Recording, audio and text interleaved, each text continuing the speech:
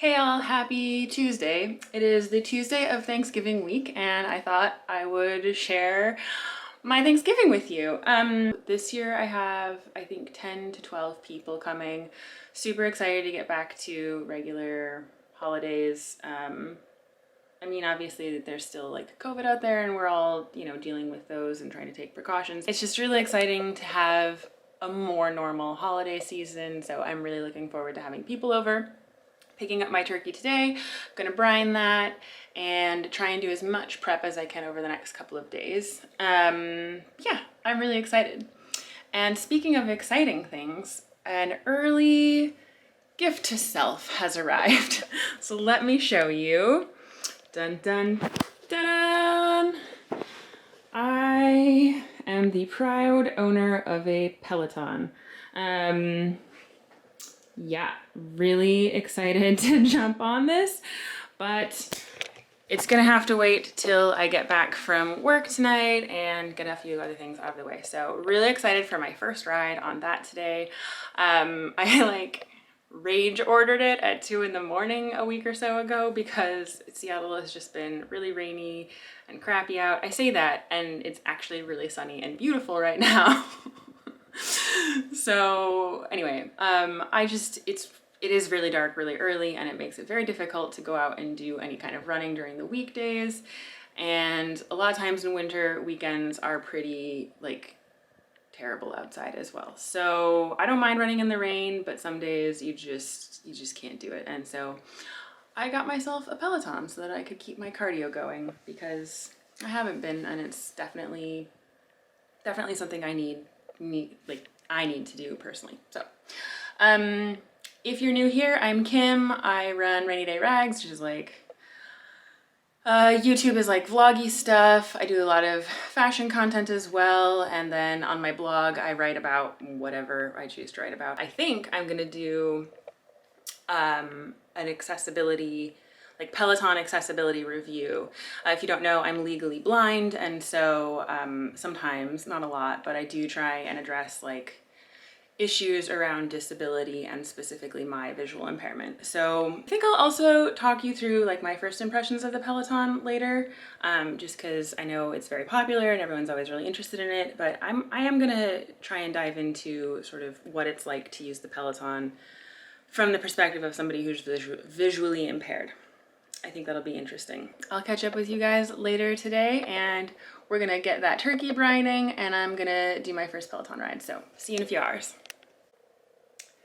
Hey everybody, I am home from work and I am ready to get into this Peloton. Yeah, I did all my grocery shopping on the way home, so hopefully I have everything I need for Thanksgiving. I'm sure I will be running out tomorrow for more. But I wanted to walk you through sort of my first impressions as I'm using the bike. And then, like I said, I want to talk specifically about things that I notice as a person with a disability, specifically a visual disability. So, okay, here. So the Peloton shoes fit true to size. I already tried those on. I am a size 10 street shoe and I got those in a 41. I got the 3-pound weights. I've already added those to the bike. Headphones. I'm gonna try and pair it to my Bluetooth Sonos, but I haven't done that yet. They give you a nice little tote bag. And then they give you, whoop, there I am. And then they give you a QR code that you can scan with your phone that is gonna help you do a quick walkthrough. And I scanned it immediately and it's more like a tutorial that you have to scroll and read through.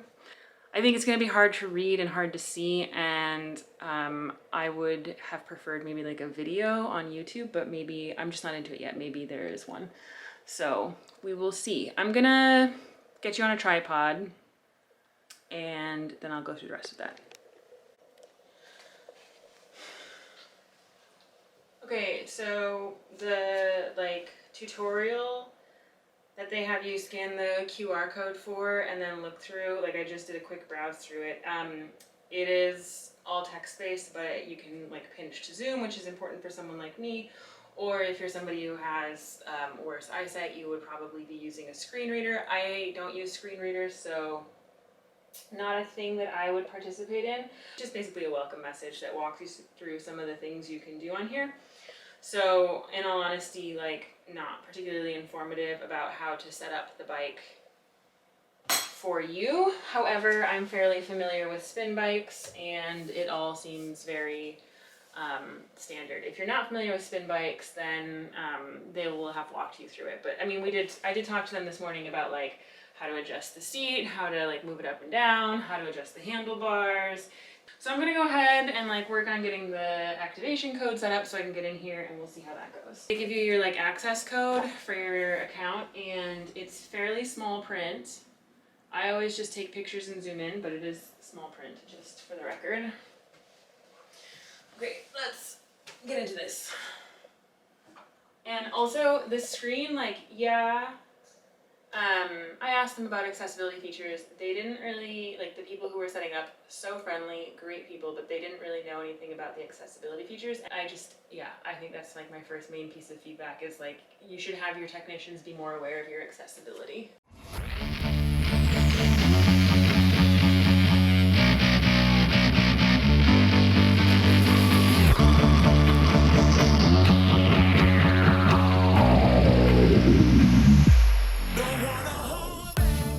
So that was fairly easy. I had already gone in and like set up a Peloton account beforehand because I wanted to do some yoga and look around on the app.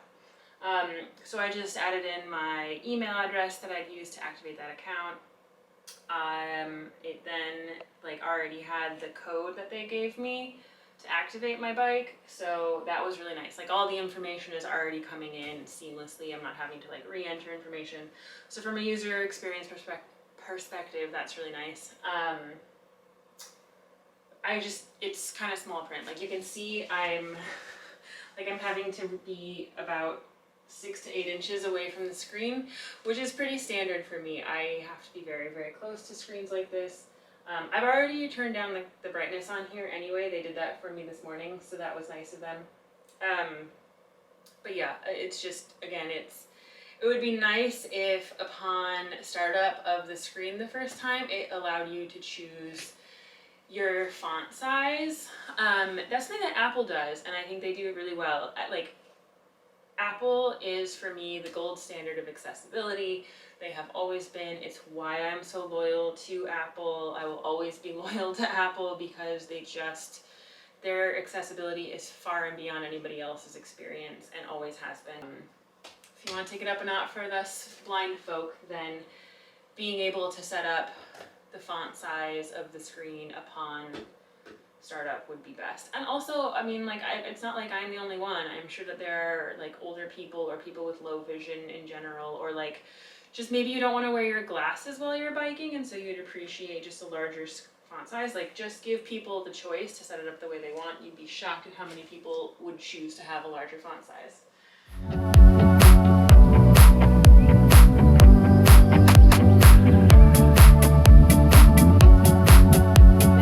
Once you log in, they have a bunch of different videos that they have for you to like talk about adjusting the height of your seats and like clipping in and out and adjusting your resistance knob and all that stuff. So, and then they also have form videos, which I'm gonna skip for now, but I might come back to because I'm somebody who really likes to focus on my form, and I'll be playing around with these settings in just a minute, but for now I want to skip ahead. But good that they have videos. I mean, I would have been shocked if they hadn't at some point, but nice to know.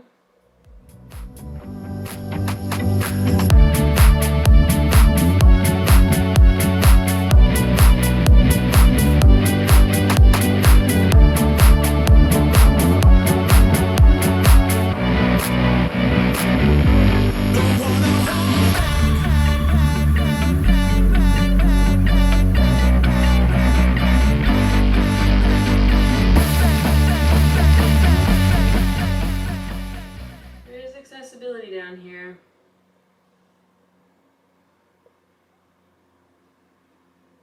There is talk back, select to speak, and switch access. I don't know what that does.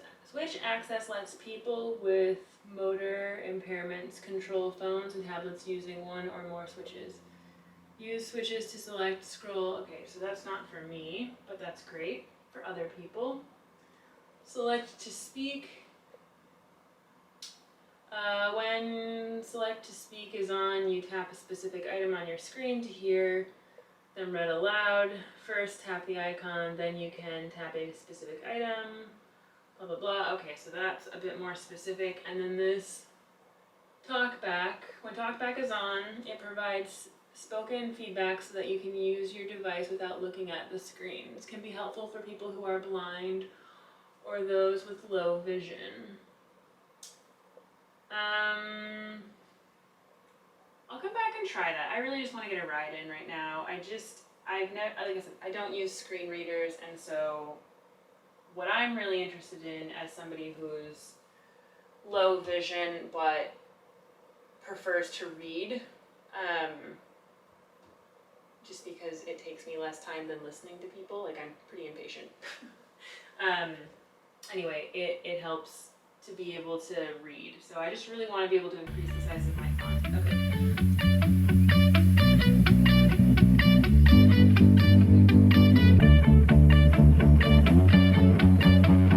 Okay, so I got the shoes on. I went through the bike adjustments, and I am gonna join a quick, I think it's like 20 or 30-minute hip hop session for my first ride. So they have the live classes, but then they also like do the sessions, and you can do them with other people. And they're not live, but they are like groups of people doing it together. So that's kind of fun. For your 30-minute hip hop ride, we got the neon, we got the Ivy Park fit. You know it's about to go down. You got a water, you got a towel, you got a good attitude. Let's get ready for this. We got 3 numbers before us. Far right hand side is your resistance, controlled by the knob at the center of the bike. You turn it to the right, it gets more intense, heavier, more lit. To the left, a little bit smoother and easier. Take that up right now, 25 to 35. Left hand side, that's your cadence. Leg speed, how quickly we are going at any point. Take that up right now between an 80 and a 100. You got those 2 numbers, they come together, they co-create. They create that energy, that lightning that is your output. It ranks you to the leaderboard to your right, send high fives, all those good vibes, but if it's not your thing, all good, tap it, it flies away. Peloton, 30 minutes of hip hop, early. I'm disgusting. I sweat so much when I work out, and that was a good workout. That was like 30 minutes or so. I'm really bad at staying on the suggested cadence, but I'm pretty good at like the resistance thing. Anyway, here we are for anybody who's curious. Here's my first Peloton ride. So yeah, middle of the pack. That's basically what I expect to be pretty much always. I'm spectacularly average. But yeah, good ride. I need to figure out how I can make sure that my bike doesn't move around too much, because on some of those faster jogs and climbs, it's definitely rocking around a bit, and I don't want to bug the guy who lives below me. So we'll see. Some adjustments to make. I think I need to try the seat a little further back, but yeah, really happy with that first ride. So I need to rinse off and have my dinner, because it's, I think it's like almost 9:30. But yeah, we'll catch up with you in a bit. Good morning, all. It is Wednesday, the day before Thanksgiving, and I need to get my turkey brine going. So every year I use the Pioneer Woman, her turkey brine. She's one of my favorite like chefs to follow. So I'll provide that link in the description box below. But it's fairly easy. I always recommend brining your turkey. I just think it's better. You do have to be cautious if you are getting like a fully frozen turkey that's had saline solution. Then you might want to be a little bit more cautious, because you can oversalt it. But brining it just makes it juicier, gives the meat a bit more flavor. So I'm doing 3 cups of apple juice. It already smells amazing. I love this stuff. Okay. I'm going to start bringing this to a boil. So you just combine all the ingredients. My personal opinion is that more garlic is more, but this one calls for 4 minced cloves, and to me that means 4 good spoonfuls. I'm supposed to have more bay leaf. I don't really have more, so I'm just gonna put in what I have. I don't even know if it's worth it. I think it's 1.5 cups kosher salt. So do that.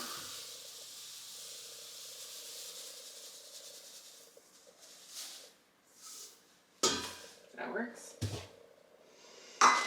2 cups packed brown sugar. Cup 1.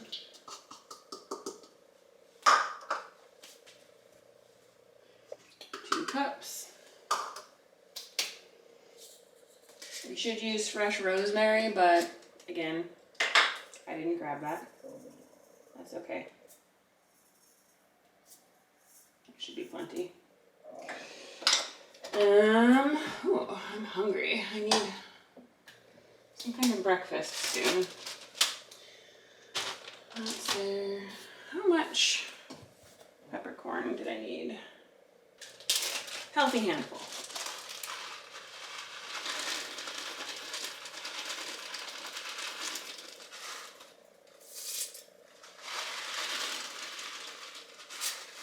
All right. The peel of 3 oranges. Definitely do want to save some peel for your butter, so I won't be doing all 3 orange peels, but I'll be doing most of it. It looks like a bunch of people who were like, oh no, maybe I'll come, are coming. So I think, yeah, at least 11 for dinner and possibly up to 13.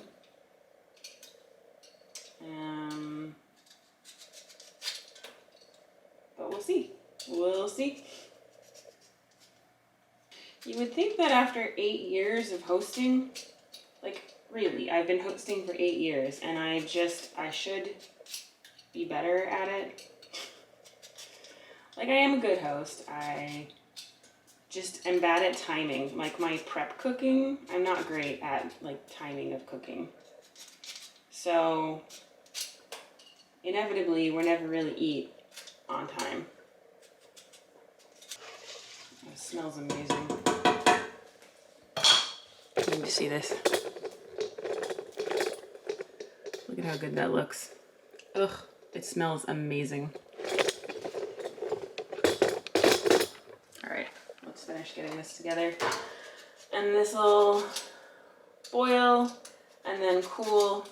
I need to rinse the turkey and clean that up. And then it'll sit in my refrigerator for the next, you want to let it brine at least 12 hours, but I prefer to let it go more like 16. If I'd really been on my shit, I would have brined it yesterday. But as we just discussed, I'm generally not on my shit. I'm just not. It's okay. All right, there's number 2. And I'm just going to do half this one because I want the orange peel for the butter that I rubbed the turkey down with when I'm baking it. And then you just add 2 gallons of water and letting this all boil.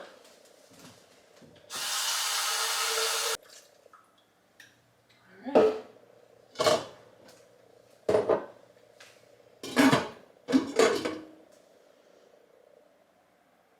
Put a lid on it and we're done. Just gotta let that boil. All right, turkey is in the brining bag. We've got a 13-ish pound bird, and I will flip that over before I go to bed tonight so it gets nice and evenly brined, hopefully. And then we'll take it out in the morning. I gotta figure out my timings tonight. I'm always really bad at this. My timings are always really off, and I'm never as prepared as I mean to be because I'm just not. So anyway, I need to make a quick check to be sure that I have everything I need for the cornbread and the pumpkin pie. Do a last grocery shop. Thankfully, it's very near me. And then make the cornbread. I think I'm gonna make the pie in the morning, and then the roast carrots will happen during the day, obviously, because that's very easy. So not a lot on my plate, which is nice, and I really need to clean. So I'll be able to spend most of the day tomorrow focusing on cleaning the house and yeah, just getting everything nice and ready for people. All right, let's get this bird in the fridge and get to making the other pieces. Good morning, everyone, and happy Thanksgiving. It's my favorite holiday. I love Thanksgiving. All of the food, none of the gift pressure. It's the best. Okay, so I was supposed to prep cook last night, and then after my Peloton ride, I got really lazy and didn't. Story of my life. So I'm about to start making the cornbread. I'm making 2 cornbreads, one regular and one is vegan. So I'll need to do a flax egg and use almond milk for that one. But yeah, I'm using the Pioneer Woman's her cornbread recipe. Her skillet cornbread is my favorite, and it's a savory cornbread. So yeah, I think it will go great with this meal. But I'm just gonna pop you on a time lapse and start prep cooking.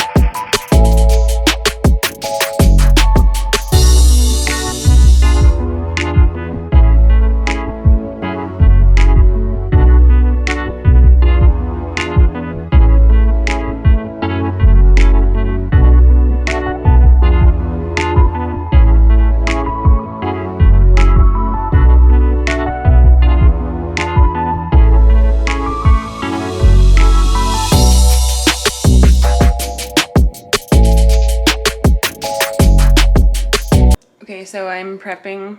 It's like the most awkward angle. Okay, so I'm about to start prepping some of the ingredients for the next version of cornbread, which is a vegan cornbread. I'm using a recipe from, who is this? The Veg Life. And I specifically use, like, the Minimalist Baker is a lot of times the go-to for me for a new recipe, especially one that's like a little bit more food allergy aware, I guess, or like food restrictions aware. But they like add a bunch of extra things in there, and I just thought, like, from other baking things I know, you should just be able to do flax egg and then like substitute the milk for a non-dairy milk. So I just didn't like the Minimalist Baker's recipe. It like had applesauce and a bunch of other things, and I was like, that's just too complicated. So I'm gonna do this one. It's a lot simpler. If you've never done flax egg before, you need to make sure you have ground flax meal, and then it's water, and you just combine it. You combine it together and you let it sit for a little bit, and then you have flax egg. I don't know the science behind it. It's just what works. I've used it a few times before, but it's a really easy egg alternative. I did try and find like plant eggs in the store because I'd seen a couple commercials about them recently. Really funny commercials, actually. They're really funny. But yeah, I couldn't find it in the store. So I'm gonna do this. Applesauce is also an alternative. You just need like a binding agent, but eggs also like help with fluffing. So depending on what you're trying to do, There's a lot of different egg alternatives. It's interesting and worth looking into if you're somebody who needs to cook for vegans or Jains or anybody who is allergic to egg, which I have done on multiple occasions. And it's 1 tablespoon of ground flax meal to 3 tablespoons of cold water. Mix it. I've got this adorable little whisker.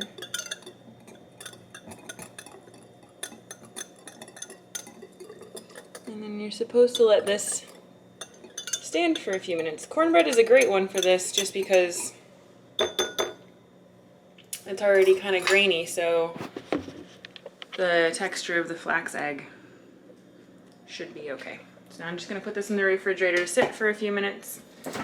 The recipe says 15, which is good. Oh, where's my room? I got room down here. Okay. And that is flax egg. I think that makes one egg, but I'm not sure of the ratios. The internet will know if you need to find out. Can you hear it? It's singing. That is a nice looking cornbread.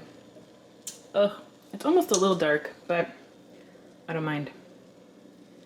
Yay! All right, so hopefully that one tastes right.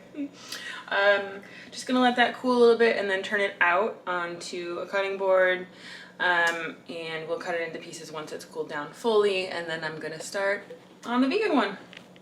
Okay, cornbread is out of the oven, and I'm gonna start prepping for the pumpkin pie. I didn't make my own pie crust. I'm not that good. I've tried it in years past, like making a whole pie from scratch. I tried that last year, and I think that people will be happier with something store-bought. But I'll make the filling from scratch because that's just really easy. So why wouldn't you? I'm just gonna use the good old-fashioned. Where is my scissors? Where are my scissors? Scissors!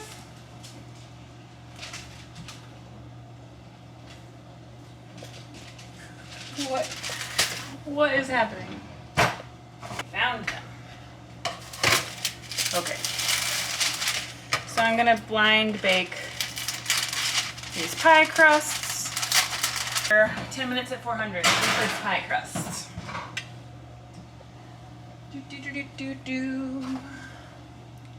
So for the vegan cornbread, I had accidentally turned off the oven when I put it in, like a champion. So good at life. Okay. Pie crust filling, while that is cooking. Doing the libbies.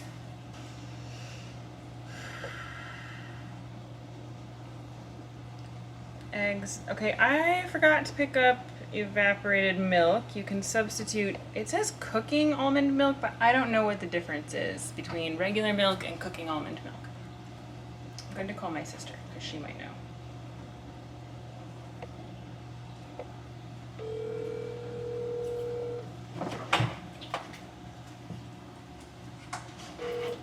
Your call has been forwarded to an automated voice messaging system.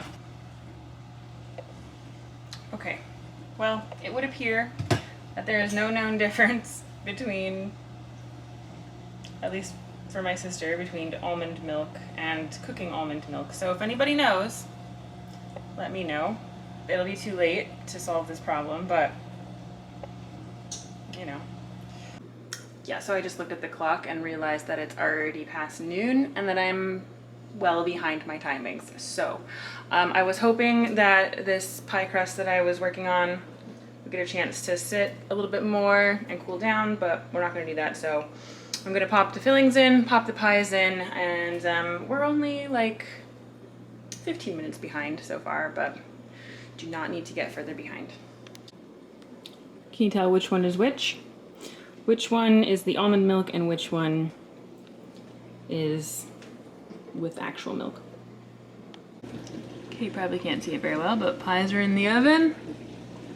Some crustless ones, some regular ones. Okay, I need to get the turkey out and prepped and ready. And then once that goes in, I can focus on the other shit in the background. Whew, last minute additions happening. Don't know that we're gonna have enough chairs. It'll be a good time. It's always a good time. It's just really stressful hosting, and I forget this every year, and then I start hosting and I'm like, God damn it. Oh well. All right, let's get this turkey. Well, let's clean out the sink so we can get the turkey ready. Y'all ready for this? Dun, turkey time. All right, gotta get this out of here, rinse it off, let it soak for, I think, about 20 minutes. Sampling of the cornbread. This is quite good. I also took a little sliver off of that one. That's the vegan one. It's also quite good. No complaints on the cornbread end. Time for the pie. All right. Let's see. What is our situation here? Whew, that's hot. It smells good though. That looks pretty good to me. What about this one? That one I think needs another minute or two. What do we think?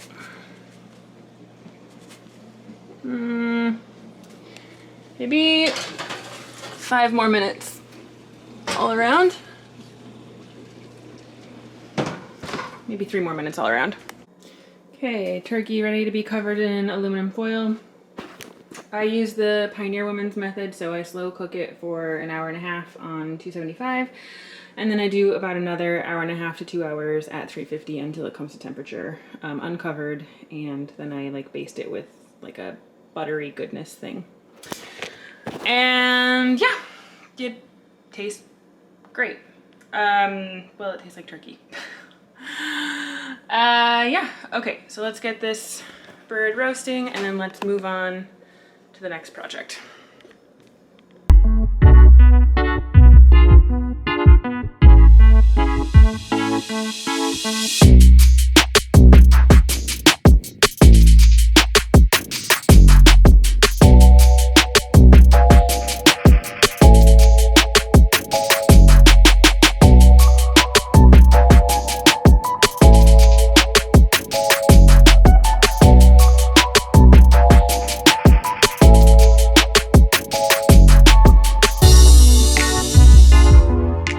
Yep, it's almost 4 and I'm still not showered and things still aren't ready.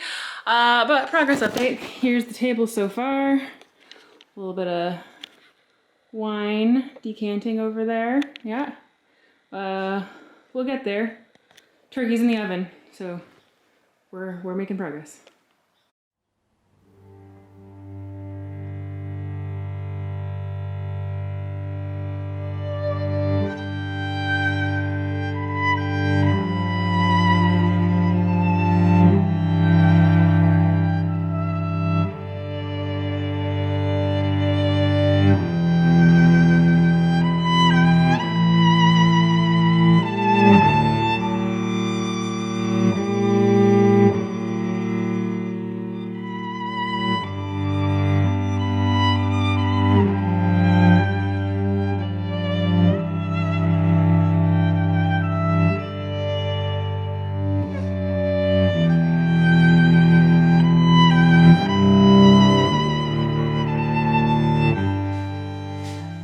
So full and tired. It is now 1:15 a.m.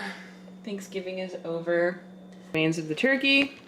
It actually was maybe the best turkey I've ever made, and I'm gonna chalk it up to proper brining for once in my life and actually giving it enough time, and also like extra slow roasting it, because in my mad rush to get everything done, I let it sit in the slow roast for longer than normal. So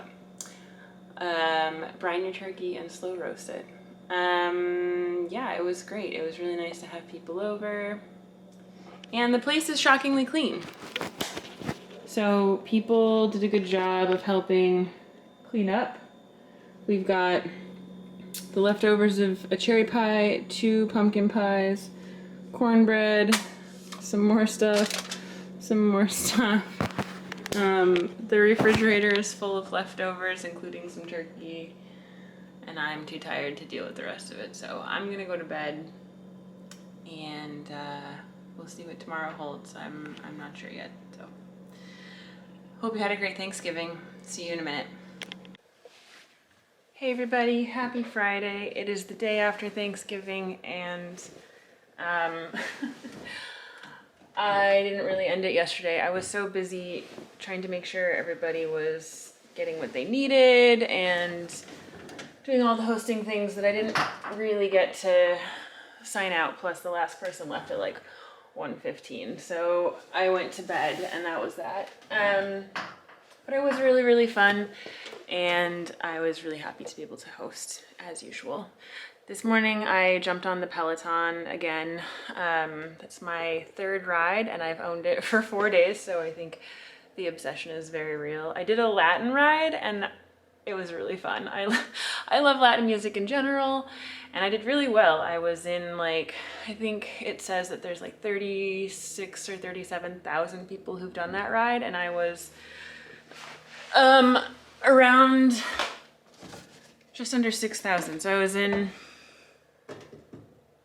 7, I don't know. Anyway, I think my number was around 5,900 something. So that's pretty solid results on that one. And it was an interval climb one. Yeah, I'm obsessed. I'm really good at hills and like the big like power pushes, but I'm really bad at getting my cadence up there. So anyway, we'll improve. I'm really, really enjoying that bike. I know I mentioned a little bit about accessibility stuff. It's not ideal in terms of not being able to increase the font size, but again, I'm gonna play with it a bit more and I'm gonna write a blog post. And I think I am gonna email them just to see if they have any, like maybe I'm missing something.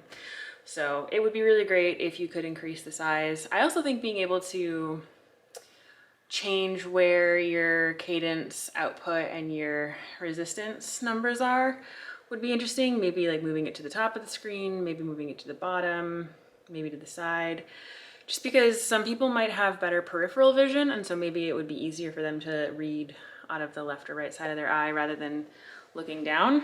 It just depends. But definitely you should be able to make like font sizes bigger. Anyway, a little bit more customizability would be nice.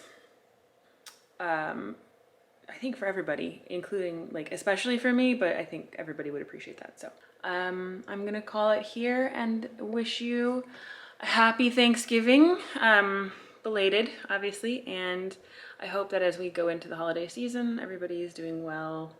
I'm gonna go see my family next week, so you'll see this video in 2 days, and then I've got a styling video that's gonna go out while I'm in Wisconsin with my family, and then 3 videos will be my family Christmas. We do it early, and so I'll put out a Christmas video before anybody else. But yeah, anyway, I hope you're all well. Have a great day. Bye.